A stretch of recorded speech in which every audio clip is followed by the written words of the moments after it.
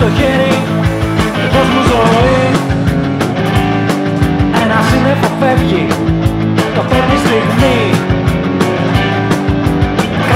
Ο Γιώργος είχε κάρτα δωρητή οργάνου. Και όταν ξαφνικά έφυγε από τη ζωή,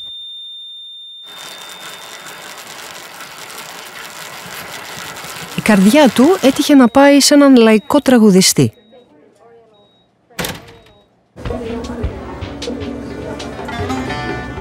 Ο Γιώργος βέβαια μισούσε το συγκεκριμένο είδος μουσικής. Το μισούσε ίσως είναι η υπερβολή. Ίσως και όχι.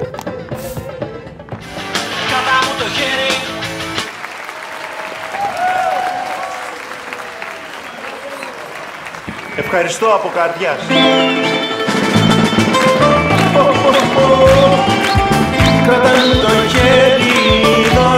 Αν ήξερε λοιπόν ότι με το δικό του δώρο ζωής ένας τέτοιος τραγουδιστής θα συνέχιζε, όπως έλεγε, να κελαϊδάει, μάλλον θα χαμογελούσε. Γιατί όταν έγινε δωρητής, αυτό που επέλεξε να αφήσει πίσω είναι ζωή.